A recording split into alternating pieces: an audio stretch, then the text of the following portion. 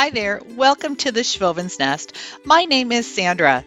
Today I am hosting a Craft Your Stash with Nature DIY challenge. For this challenge, I asked all the participants to use your stash supplies, plus you've got to use something from nature. So get outside, find something in your garden, in the backyard, in your neighborhood, and incorporate it into a DIY of your choosing. My first project is really cool, at least I think it is. I'm using some bamboo that I got from my garden. Every year it comes up brand new. So these are the old stalks from last year. I do cut them down a little bit in the fall, but I like to leave them about 2 to 3 feet in length. And I'm glad I did that because I was able to harvest them for this project. The board that I'm using is just from my stash. It was just a piece of board that was already cut, and it's going to serve as the base for this basket. I'm cutting some lengths so they'll match the piece of wood on the long sides and for the short sides. I've got my first 4 pieces cut, and now I'm just going to use some hot glue to attach them to the board. I want these pieces to kind of camouflage that there's a board at the bottom of it. When you're done with my video, make sure you hit that playlist to see what everybody else created. Before I glue on the end pieces, I'm going to take some twine and wrap it around the bottom about 3 or 4 inches in from each side, just to give it a little bit of extra security. The hot glue is having a hard time sticking with the bamboo, and so I just wanted to make sure that it's not going to fall apart on me.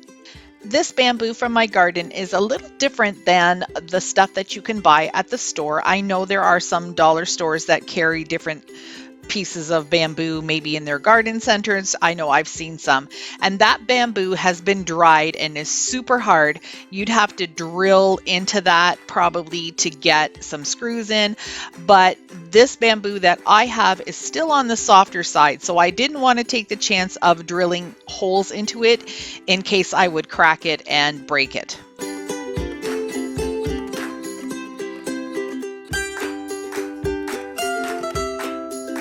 As I was creating this, it was constantly evolving. I decided to grab some of the twine and wrap it around each of the bamboo branches for 2 reasons. Number 1, it would look like the twine is holding the basket together. And the second reason is it was easier to glue the bamboo together where the twine met each other, because the twine really hangs on to the glue, the bamboo not so much.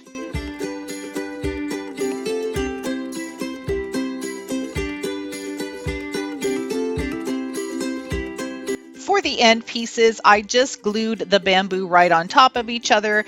I used a lot of hot glue, and it seemed to work fine for these shorter pieces. The next short piece, I'm going to glue right on top of the 2 longer pieces, so it looks like the bamboo is stacked on top of each other. I was able to make 4 rows of the bamboo all around the basket, but the top 2 pieces were kind of bent and bowed and there were some big gaps. So I'm just taking some of the extra bamboo that I have and fitting it in underneath the last layer, and then that's just going to fill it in a little bit better.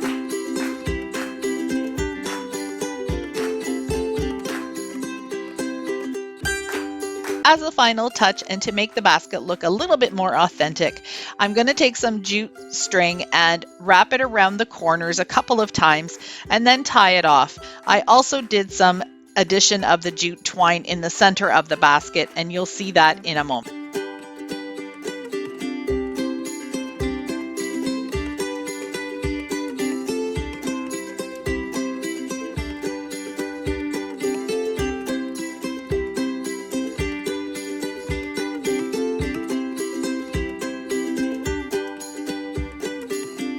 This next project is super easy. Anybody can do this.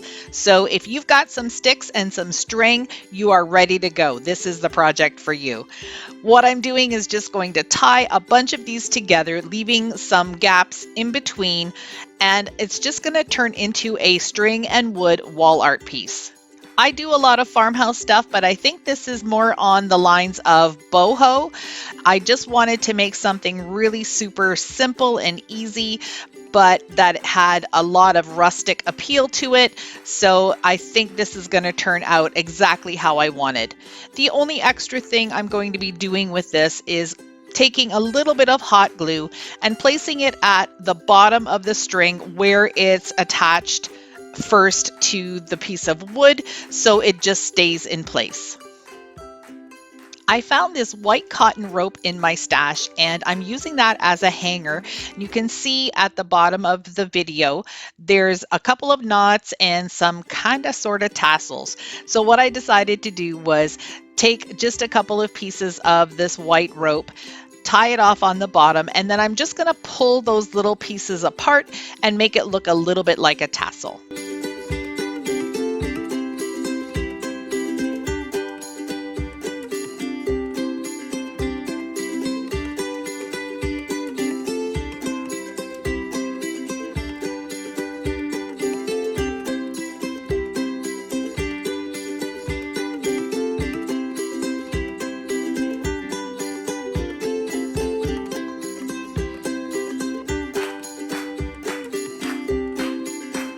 My last project for you today is also going to be using pieces of wood.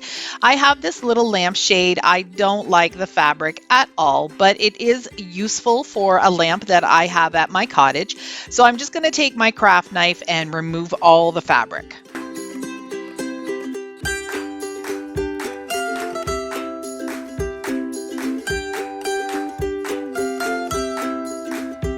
Then I'm making a base for the lampshade. I'm going to start at the bottom and build my way up to the top.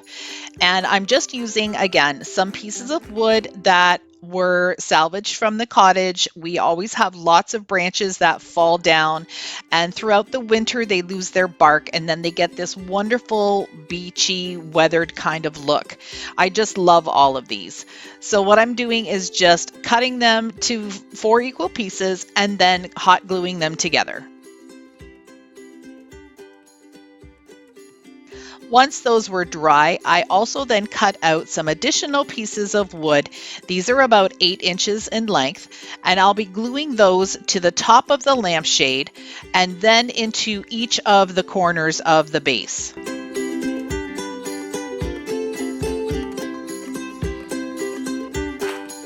With the 2 first pieces attached, I'm going to hot glue those into the corner of the base, and then I'll add 2 additional supports for the sides.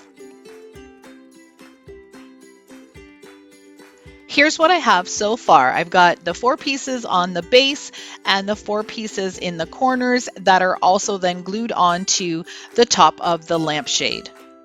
Like I said earlier, I didn't really have a plan for this lampshade. I just started finding little pieces of wood and then figuring out where I wanted to place them. So I did end up with a bit of a pattern. I'm going to be gluing 4 pieces on opposite angles all the way around the lantern. And then I'm just going to start filling in with different pieces and kind of winging it as I go. I wanted to camouflage the rest of the fabric material that was on there. I didn't want to take it off because then it would be really hard to glue the pieces of wood onto just a piece of metal. So I'm just taking some small little twigs that I have, breaking them down and fitting them in all the way around. I think I did about 3 or 4 rows altogether.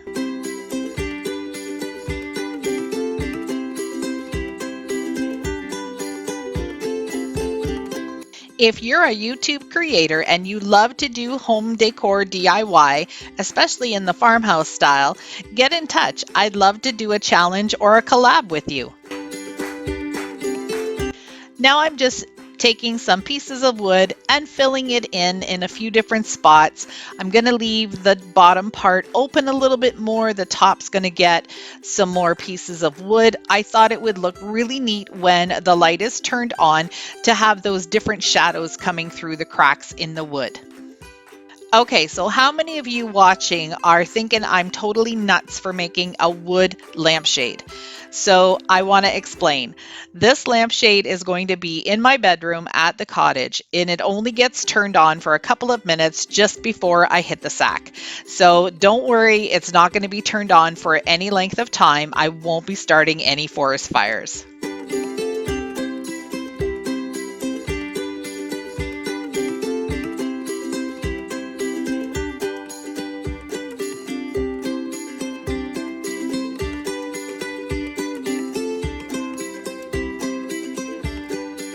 I'd like to thank all of the participants for joining me in this challenge. If you are new to my channel and you like what you see, please hit that red subscribe button along with the bell to get notified when I upload new content. As well, like, comment, and share my videos. Thanks for watching.